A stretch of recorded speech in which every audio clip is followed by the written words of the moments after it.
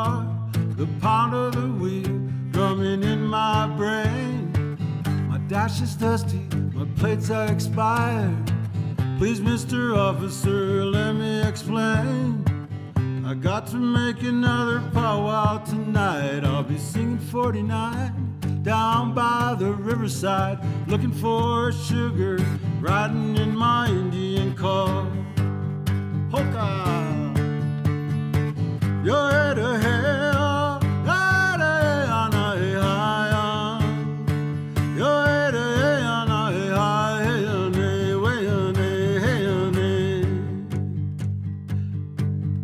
got my T-bird on the dashboard, ain't got no. Hey everybody, it's the Trout. You just got to hear a song by Keith Secola. Keith is a member of the Chippewa tribe. You're thinking to yourself, a Native American rocker? Absolutely. And he knows how to rock. His song NDN Kars was very popular in the Native American culture. But outside of that, not a lot of people know about him. Well, maybe people like Bono from U2. I don't know if that's that important or not. But Keith talks about American culture with Indian culture, American music and Indian music. And did you know that blues is closely related to Native American music? Who knew? But before we start this episode with Keith, please take a moment and like this video or subscribe to my channel. We've got lots of new guests coming up and we want to keep doing this and we want to make sure you like what we're doing. So stay tuned next with Keith Secola, Native American rocker on KT and the Trout. That's next.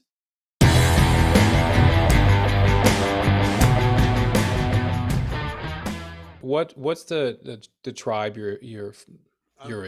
I'm from in our language we call ourselves Anishinaabe.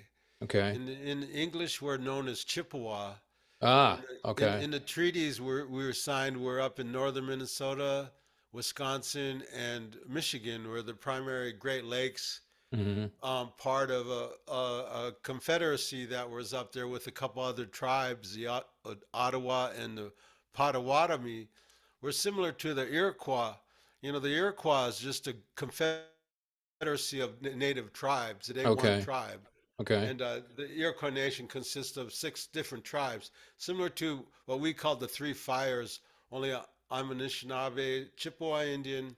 In our language, we call ourselves that we speak Ojibwe. So it's back to the original intent, you know. So most of the native artists are referring to himself as Anishinaabe. Okay. That's the word in our language. The word Chippewa is a made up word. Well, probably made by white people. Yeah. Yeah. Those guys. So Yeah. were you born, so you speak the language, were you taught that when you first were born, or how did that I mean, was that your first language, or English your first language? No, English, and then I was around it so much. Right. And when I got older, when I went to college and they had a Anishinaabe language where they had actual speakers. Oh, wow. It was a very rare thing at the University of Minnesota. And so I kind of picked it up more in college and things on the trail that I had. And I could be better at it. I could be more fluent. And my daughter is more fluent than I. And so that's I'm interesting. kind of proud of that fact, you know, like yeah, that we're picking it up and we're giving it to our children.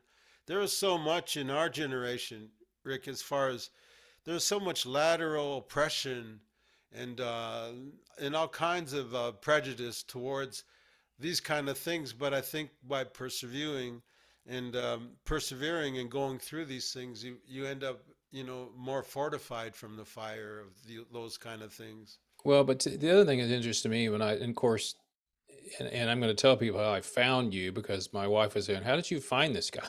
And I said, well, I spent a lot of time trying to find people. But I told her about Playing for Change. And I said, you know, you were on the When the Levee Breaks video, which, by the way, I just looked to see it had 4.4 million views. And just see how it was going. And for those that listen to this in the pod or watch it on YouTube, if you haven't ever seen Playing for Change, Keith plays slide. He has they have, I don't know how many performers are on there, 20 or I don't know, it's a lot of performers. but he was playing slide, and I said, "Hey, I don't want to talk to this guy because he's a native rocker," which of course is completely outside of what people think. And then when I started researching you, Keith, and then I see that, you've been doing obviously a long time, and you had a successful career doing with NDN Kars, and became very successful in the Native American culture. But have you ever had the opportunity, and I know you've been doing it a long time, but have you had any crossover? I guess is the main thing, because I know you're not really pigeonholed. I mean, when people see that, they think, well, is it going to sound like what we think we've seen in movies for years, Indian music? And I tell people, no, I said it starts out kind of in the cultural thing, but he plays rock music for God's sakes, so has that changed? Has that affected your ability to reach more people? I think by being more mainstream and rock and roll, I first of all I like that you get it. I really do. I can I really tell appreciate you that. intrinsically Yeah. understand. Now, just so I don't have to explain, certain concepts Yeah. and Native American culture. I always can gauge a people's understanding about our situations, whether it be social or economical, musical things. On I can gauge your depth of understanding just by the way they talk. Okay. And I can say like, yeah, you guys come to Keith rather than him coming to you. Rather than saying, "Oh, I'm going to try to appease a mainstream audience," but Right. I bring the rock and roll tendency, like on Indian Cars. There's this concept called Electric 49, and I'll put my screen down a little bit so you can see my. But this idea is like, Ah, yes, I recognize that. Yeah. and then it's kind of a rock thing where it only switches in two places, kind of like the blues, but only it has a feeling. So it'd be like, Okay. and then it goes to D, and then it has a subtle switch. And so by incorporating some of these sounds way back in the 90s, in the in the early 90s or the early 80s and things, gosh, I remember becoming friends with Kurt Cobain because of it. We met out in Europe at the Wow. Roskilde Festival, Wow. and they like that sound, where you go, I've been riding in my Indian car, the pound of the wheel running in my brain. Somebody told me a native artist says, I thought it was Jackson Brown originally on the radio, but and they said, I don't know if Jackson Brown had that much coolness about Indian culture where he understood it that intrinsically deep. And I thought, well, that's kind of a compliment. And Well, but the idea of that crossroads, between the mini Haha and Hiawatha, um, and let people come along to it, like because basic blues, a lot of blues riff in native culture. Um, I think I got this music called Native Americana, where it is definitely part of this genre of native artists interpreting things, especially that pentatonic scale where it's much blues, but it's like, hey, oh wow. It is similar, isn't it? Yeah. Yeah. and I don't go to the one some or the four. I go like,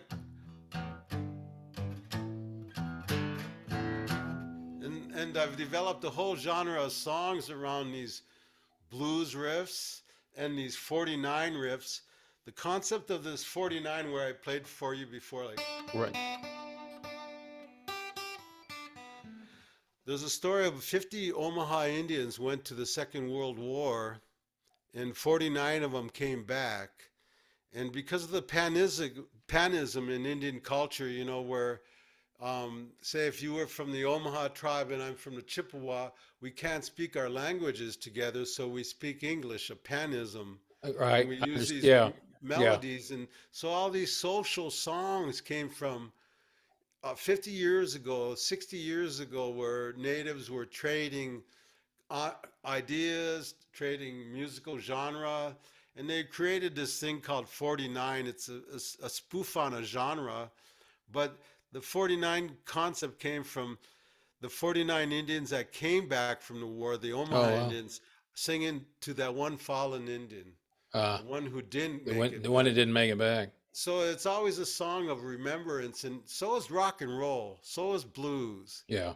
So the intersections are coming really close. I say Minnehaha and Hiawatha were wing, and we crossed over here. And even concepts like Robert Johnson playing for the cemetery. People saying he was playing for the devil, but this concept is in Native culture too, where Huh. my elders said, "Go play in the cemetery." That's Go play interesting. for your brothers, and you get good with try it sometimes. Bring your guitar to some fallen person and just sing and play in front of that. Well, it's interesting. I just interviewed it. It's not up yet. Working with, I've got a series of nonprofits I'm putting up that work with musicians. And one of my favorites that I'm working with, just started working, I interviewed I forgot his title now, but he was COO or something like that. It's called Guitars for Vets. And they provide 10 lessons to vets that have PTSD at several of the VA hospitals around America. And I said, how many guitars you give out a year? And he goes, we give out 1,000. Wow. And which I thought was pretty amazing. So I asked him, I said, and they're gonna try to spread their footprint on that a little bit. But I said, what kind of stories can you tell me? And he said, well, I had one that, and I forgot how the guy was in really bad shape, and he was the teacher. He still is a teacher, but he said instructor. But he said he came to me one day and he'd been working on. He said he could play an E minor and an A minor, and he said that's all he could play. But the guy started crying because the fact that he could actually do that. And he said I would start crying, and so I thought about a song, and I said, and I'm working on that's called Let It Burn, and it's about these people come back, and we kind of pretend like they don't exist, or and they're part of our culture, but they're not part of the culture.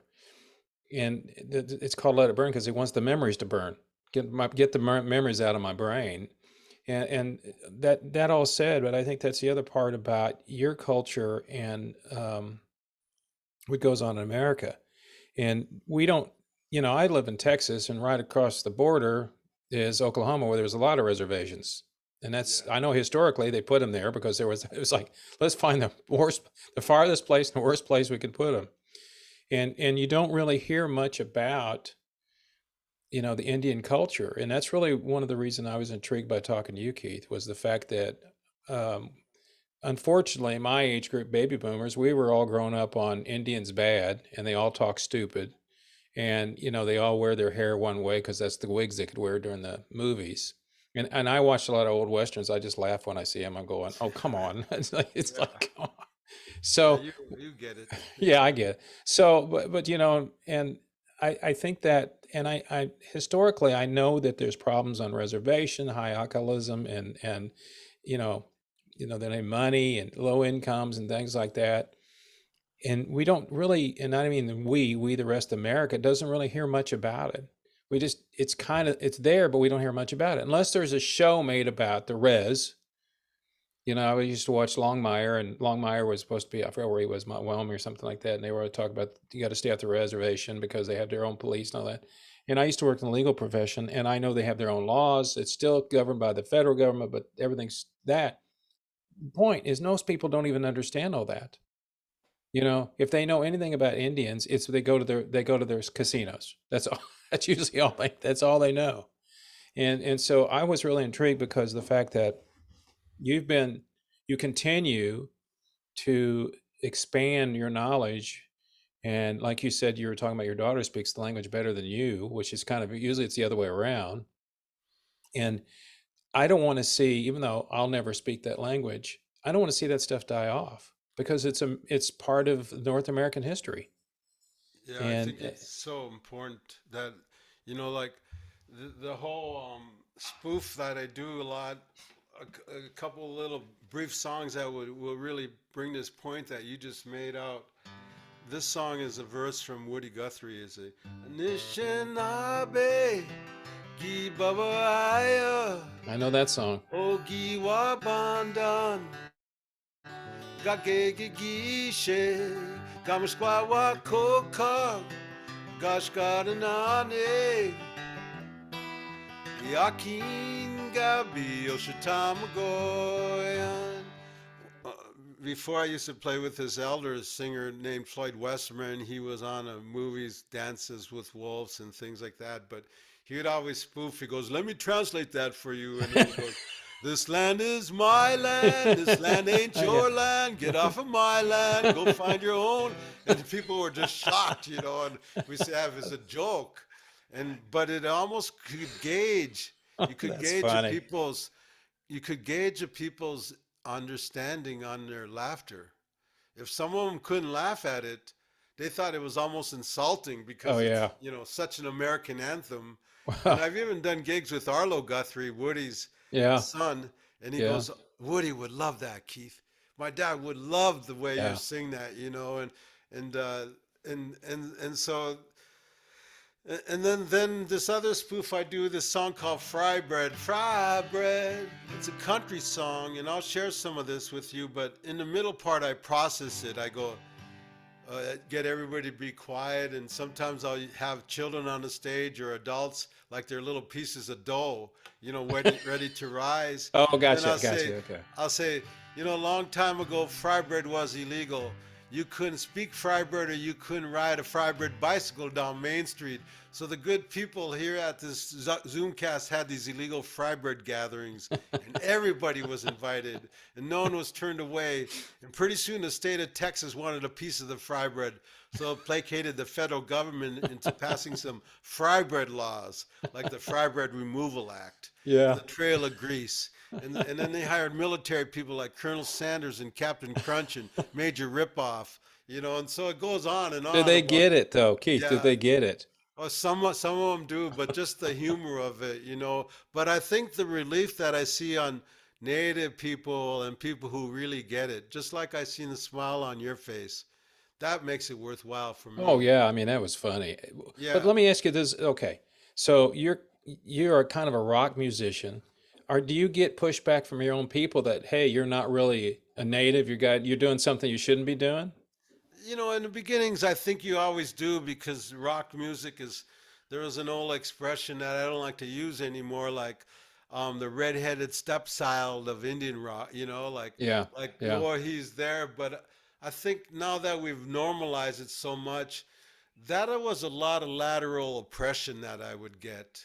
Like if other native people do that to you, you got to understand the concept of their colonial mind. Sure. Like they can't grasp it yet. It's beyond No. their Yeah. stereotype. And stereotype there's like different classes, different ways. One is over romantification of Indians. Like to think like, whoa, hey, whoa, the tomahawk chop. Right. That's Yeah. over romantic. Yeah. Yeah. And so like it catches on. Another one is obliteration, where they just obliterate the truth. And another one is a distortion and modification. And so if you kind of understand these things, that I don't really need another Indian to validate me. That's what I No, was taught. yeah, and I And understand that. like when we were taught like this as Anishinaabe people, um, like no one should stand in front of you in the Great Spirit. Like there's no human being between you and our Creator. And same thing with your relationship, which gives Yeah. us the dignity and things. And so yes, that is a very good question, because yes, I did feel that too. Mm. And I see it more and more normalized now, where our native young native performers don't have to explain themselves so much. That's good. Well, if you think about it, though, Keith, sitting here listening to you, when you start talking about the Great Spirit and all that, it is we're people across the world are more alike than they are different. They really are. It's just that people that don't want us to be that way get in the way. And when I talk to people in Australia or India or Singapore, wherever they are, and we talk about music, it may be their cultural music, but the end result is the music makes people happy. You know, it has an effect on them. Well, maybe not, but it's going to make them sad, but it's an effect on your emotions. And you're doing the same thing. I mean, whether it's in your native language or not, it's still the same thing that we do. I mean, people are doing all across the world. And every time I talk to somebody, they always say the same thing.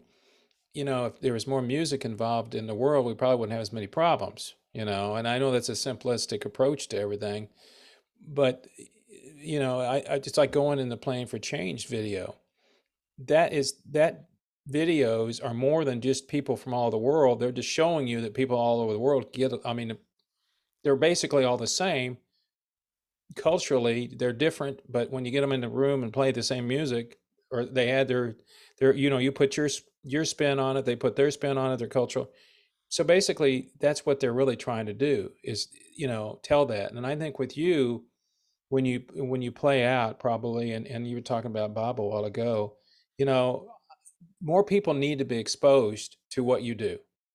I mean, they really do, because I was intrigued by it, as I said, but it's not only that, it's the music, but just to be exposed to it, because then you don't be, your ignorance goes away, I guess is the best way I can say that, you know, and you're just, you know, the people don't feel about, and I know people are bigots, you know, all over. My album's got a new song on, I just finished up. It's going to be released a couple months. It's called "We Weren't Born This Way." Nobody's born a bigot, you Yeah. know. Nobody's born bad. We just learn those trades, and that's the point. And and so with you and continuing that education, and I know the language is not easy for people, because that's why I always liked the movie and heard about the story about the wind talkers and all that stuff, because the language is different.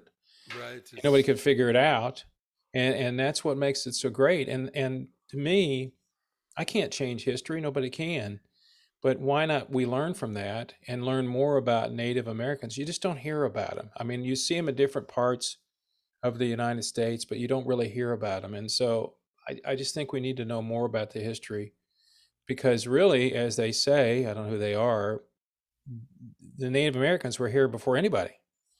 And You know, I think what a couple of points what you said. What I liked too is what I heard was I always tell people that making people happy, dance, and sing is we're conducting a modern ritual.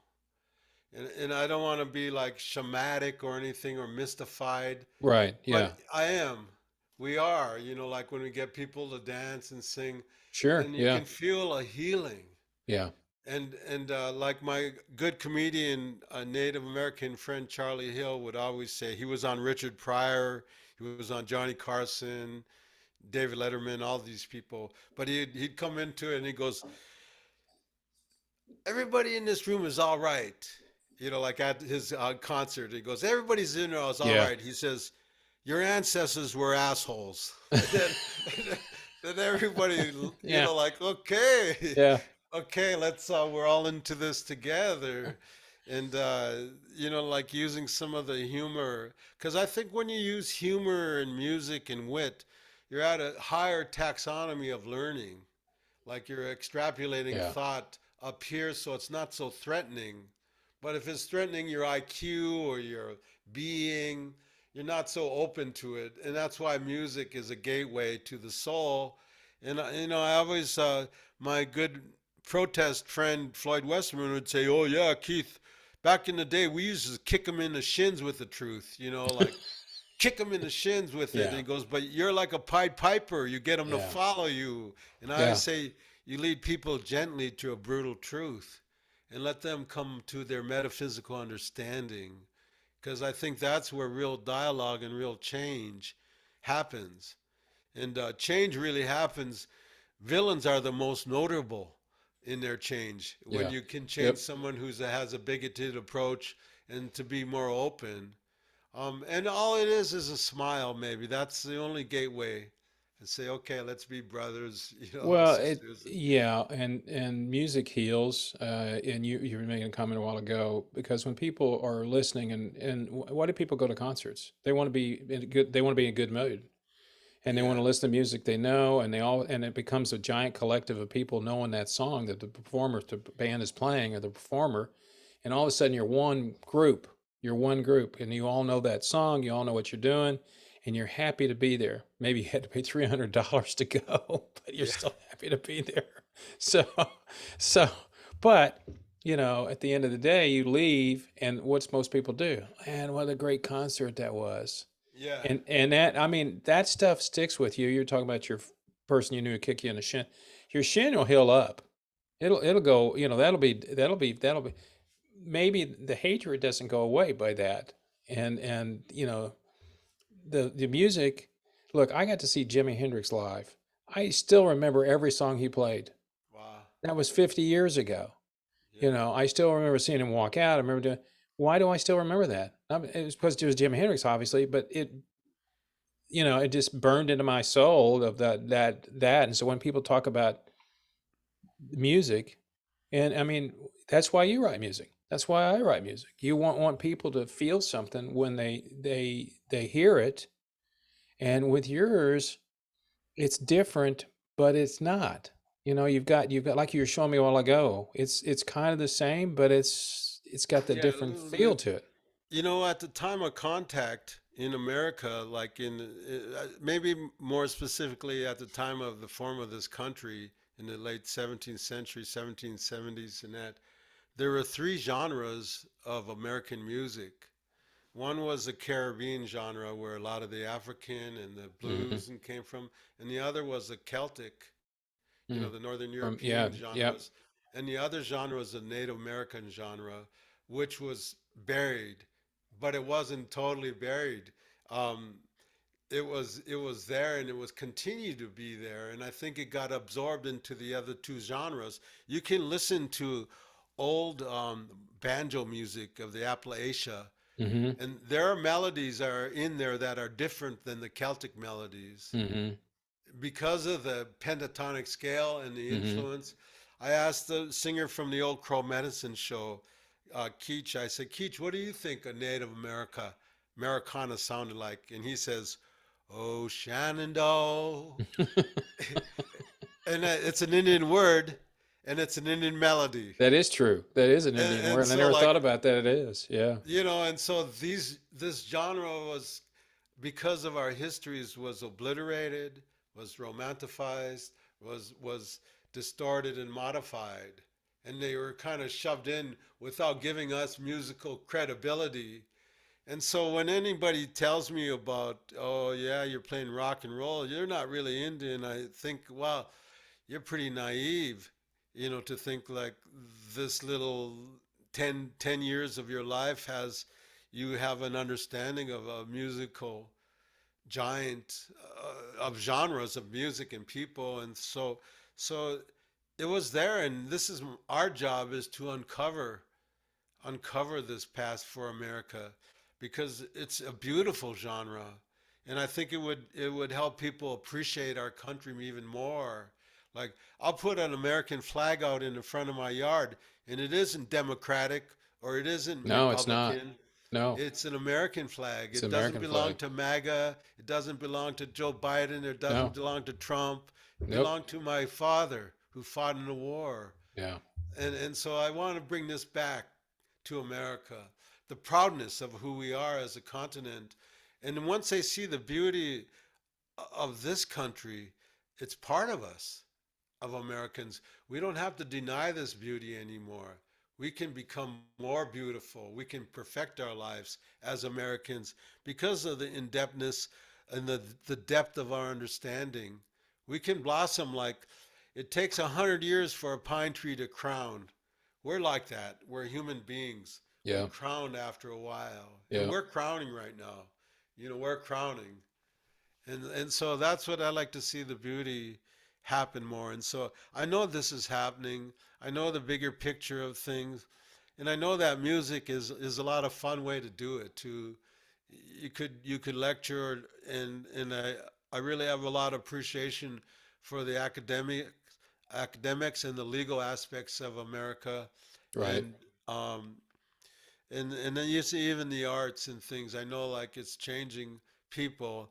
There's things on TV that are changing people. There's a Reservation Dogs, a native show that's changing people through humor. There's a Rockford Falls, or there's a series on TV that are using Native American music. Right now, this month, I've already licensed my songs to three or four, two TV stations, Cool. and so I'm finding that publishing is a real genre, a real place that we can make an impact with people. If I get one of my songs on a TV show, it helps a lot. I remember last year or 2 years ago, the Native American kickboxer from Arizona she won the women's title, and she came out to the song Indian Cars, and That it, might have it made you had a feel good. Yeah. million viewers, and I just said, somebody contacted me, said she just came out to Indian Cars, and I said, I hope she don't lose, and she didn't. But things like that, and I'm not the only one.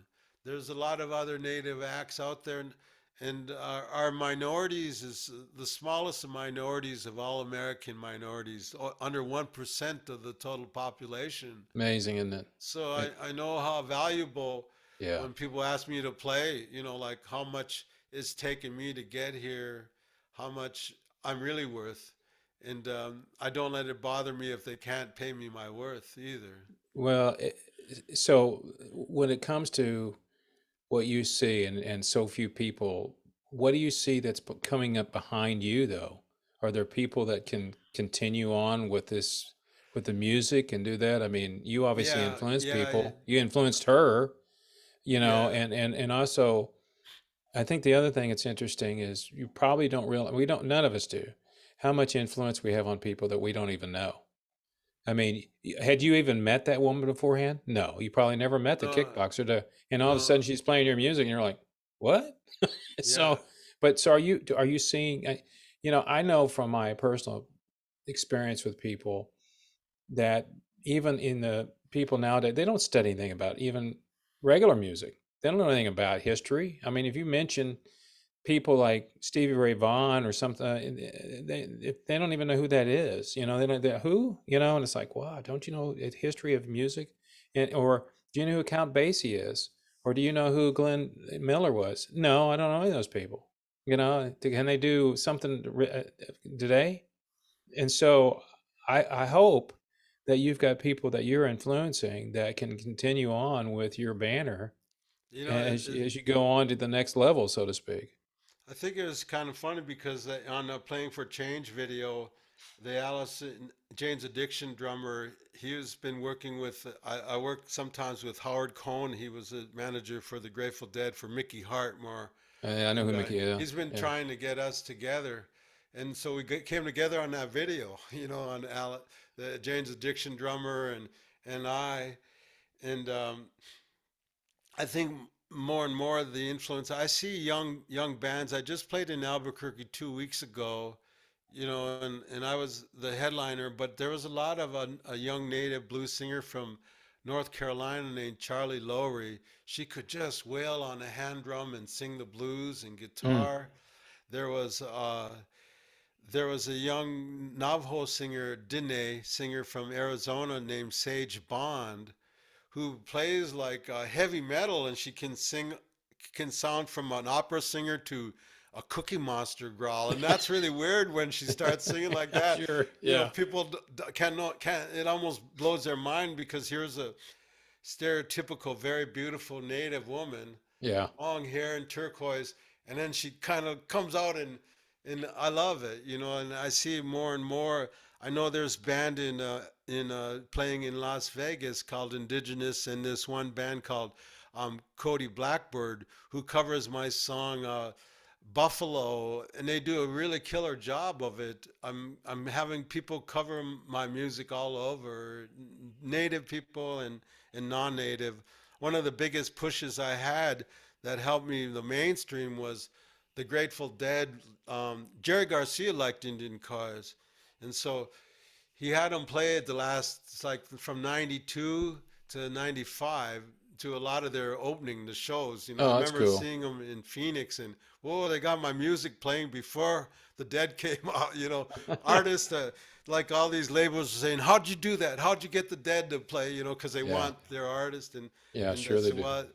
I Yeah. got to meet Jerry a few times, and Jerry could play guitar and play Indian songs fast.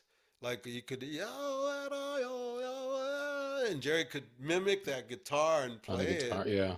Yeah, he was that good of an ear, and so he was encouraging. The band U2, I've become friends with them since the early '90s, and they would play my songs sometimes before their shows. Still in touch with them. Um, and so influence like that. And I remember Kurt Cobain, meeting Kurt a few times in Europe and in Phoenix in different When they were times. on tour, probably. Yeah. Yeah, and so you meet more mainstream, people, and like the Playing for Change video kind of, even though I was a cameo, I felt in it. My music slide is playing all the way through, and when you hear Derek Trucks playing slide, Oh. that's my slide playing with him, and so it's such Oh, that's right. You do a play good slide. I feeling. forgot about that. You know who I feel like I play a lot like was George Harrison. I'm Yeah, and more he of a played completely different. I don't. I'm playing like the old blues guys, and yeah, Harrison I had his kind of own like whole thing going on. yeah, and then I so much appreciate that when you drop the strings and get that whole you know D or an E open or Yeah. something like that. What key do you like to play in? That Led Zeppelin song was a C, open C. It was open. I was going to ask Yeah, you what it was. C So it's F, open something like C. C F, and there was one weird string, but when the levee breaks was in C, open C or Oh F, I wow. think it is F. Yeah, Yeah. So I play in E a lot, D. I got a song on new albums all done in G. Uh, I've just really later in life got into tuning because I'm just a standard guy with yeah, standard yeah. That's tuning. my thing. That's why I think I play like George Harrison more, like melodic But slide. you watch. You were talking about him all like Derek Trucks. He plays everything in E. Everything. He never changes his tuning. And Wow. and at least when I've seen his videos, and I watch it because all right, what is he doing here? And so I think the reason he gets a really kind of cool tone is he's not playing the same scale you and I are. In other words, you and I play a pentatonic scale in A or whatever it is. He's Right. playing an A, but he's playing it kind of like all over the place. So Right. he has a Right. different sound to it, and he's so comfortable playing that. And I'm thinking, well, of course he is. That's all he's been doing for how many years has he been playing? And so that's what made it kind of interesting for me. But we talked about this when Richie and I had this conversation, and we were talking about playing for change. How did they find you? I mean, did they just call you one day and say, "Hey, we like NDN Yeah, pretty Kars," or much that was it. Like I've been pushing along, like you say, getting my name more out there. And I think they contacted a consultant firm from Arizona named Fred Phillips, who has a consultant thing, and he knew that I played slide guitar, and he kind of put us together. Hmm. And I remember meeting with the Playing for Change people on a video, and I had my little grandson who's like he just turned a year old, and I was holding him, and it seemed like that solidified everything. Like, hey, he's holding a baby, and we want you in our video. you know? But you have your own video, true? Don't you have one of your own songs Yeah, there? Yeah. yeah. I got and when we were up there in Arizona, I shot my session in Arizona. We were gonna go out on location, but it was rainy that day, So you and shot so it they said, inside. Where was it? no, Where? we shot it outside, made a fire, and Okay. Yeah. the Playing for Change said people, the last person who shot like this was Keith Richards. And so like, oh, good, I'll go out there by the fire because I wanted to go out on location, but I said, Yeah. okay, it was too rainy and It's everything. raining in Arizona. There you Yeah, go. and uh, Go figure. and so we played that day, and there's some great musicians that hang with them. Sebastian, um, who's like the guitar tech. Him and I would review the song a lot, like Playing for Change. We'd take turns playing the slide part, and kind of, and then we got ready to film it outdoors. We made the fire. They had like a four camera shot, Oh wow. cinematographies and Yeah. people that from all over. The crew was wonderful. Um, and we did some other things. I actually led the betting for Indian cars after we did Playing for Change. Cool. when the levee breaks, I played Indian Kars for them, and they told me how they start the songs. Like Yeah. they have the artist do the stem. Like where Mm-hmm. you just keep it the same rhythm the whole way Yep. through the song and sing it, and they kind of can interchange it a little bit more. And so what I did when I heard the playing for change, I had some cans on. They give you Mm-hmm. headphones too. That's their big thing after Well, they're I was going done. to ask you, what did they Keep play them. for you? What song? I mean, what? Oh, they played a version of it. Like Okay, so they have. Did they have? Is it a full I mean, is it the yeah, whole it was a band? full Is it? version that So they you put. playing along with? You don't even know who you're playing along with. No, I don't No. really. I know that they put it together, and they asked me for some ideas, and I gave them some great ideas with the slide part and Right. how to Yeah. create the song Yeah. with other singers and things. And so I play my part pretty much in isolation, but in compass with the whole thing. I knew the pitch, I knew where it was going, and so they pick out parts of it, and I knew that it was going to be a good thing to see exposed wise. I mean, I've gotten emails from Robbie Robertson and Derek Trucks and things like that, and so I knew like it's a cameo thing, but I was very supportive of what their concept was, and I think we got a good working relationship where I could usher in other native artists too, to Yeah. say we should have a woman singing the chants parts, and things. And so I knew I influenced it. And part of it was a Fred Phillips consultant in northern Arizona who was familiar with my work and maybe put two and two together. You know what, Keith? Though sometimes things are meant to be. I mean, meant to, and I sometimes it just kind of falls into place, and you know, a lot of times we go through life, nothing works out. We try to do stuff, it doesn't seem to work, and like this, you're like, where did this come out of? Out of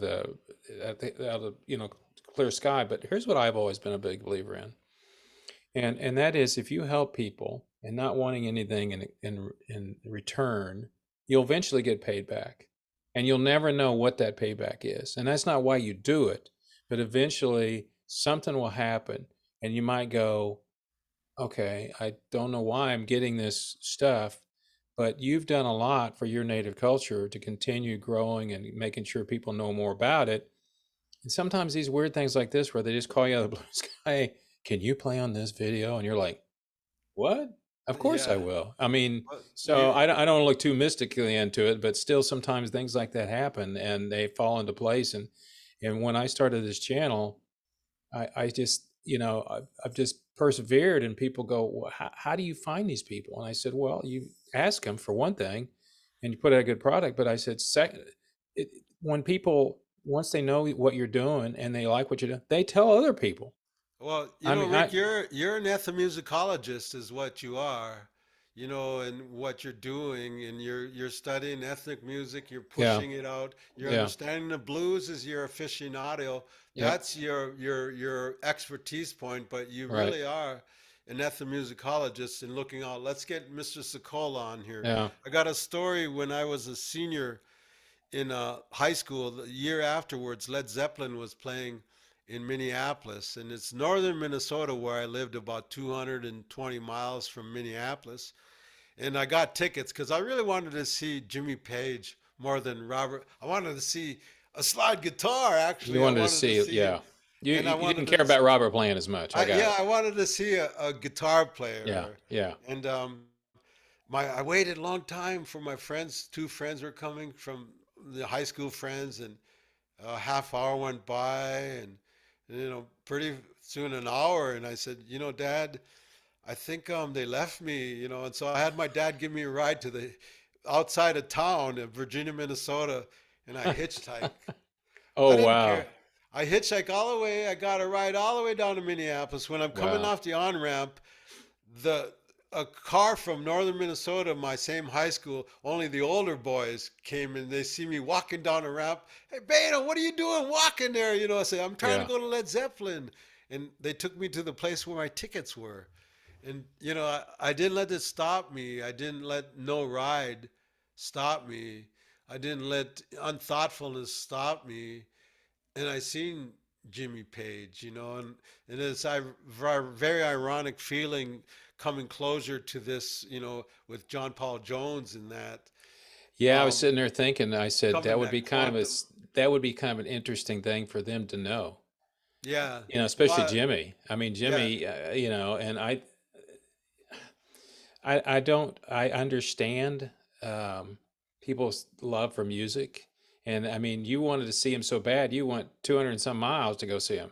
I hitchhike. drove, Yeah, yeah, and you hitchhiked. no money I either. I drove about 200 miles to see Jimi Hendrix because it was the closest place I could see him. And it impacted our lives Yeah, on it our impacted our past. lives. You know, your guys are still not the drummer, but at least Jimmy's still with us. Well, you know, And it, and Jimi Hendrix, he was admitted to the Native American Hall of Fame too, you know, I didn't because know of that. his native blood. That you could read about it, and it was something that a lot of black people do have native blood in there, and it isn't something that should be denied either. No, I mean, look, as I always tell people, we're all immigrants, except for you, obviously, but we're all immigrants. It's just some of our boats got here sooner than others. That's kind of what it is. And if you look at the United States now, the you know, there's still white people and black people and Asians, but it's all becoming like a more of a melting pot. And so when you say that black people have Indian blood in them or some part of it, well, of course they did. I mean, it's 200, 300 years ago. Right, You know, people don't know what was going on, so right. it's become more of a melting pot. And I think as time goes by, which you know, interesting. I was just sitting there thinking about this. The way you may rid of bigotry is we all become one type of person. I mean, there'll always be people that you know, you're too fat, too thin, whatever it is. They're gonna always hate you for something. But if we're eventually all one color, who are they going to hate? I mean, for color, I mean that's what we do now. We look at color and go, "Oh, we don't like them because fill in the blank through that color." But as the eons go on, we may end up becoming, you know, one color, which I think biblically, or when the world started, a lot of people were skin tones were all basically the same. I mean, you I like know. the idea that we become clear. Yeah, I see, as I can see through you. yeah, So, yeah, so, like part of who we are, and but music is a wonderful tool to teach people. I use a lot of the native flute too, yeah, I've um, heard you do that. Yeah. in the healing. And you know, like this flute here is a pentatonic scale, Oh, and is it really? it's made from purple wood in Utah, and it was Okay. gifted to me by a Ute flute player. But the whole thing about that pentatonic, keep the third hole down, so you're actually playing a pentatonic scale, like.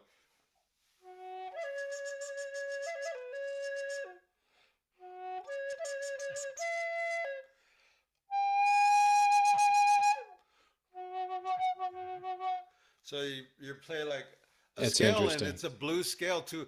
What a pleasure talking to you. I feel so much. I'm glad we did it. Yeah, me Miigwech. too, Keith. All right. Take care of Gigawapa. yourself. We'll see you. Yeah. Bye bye. Yeah.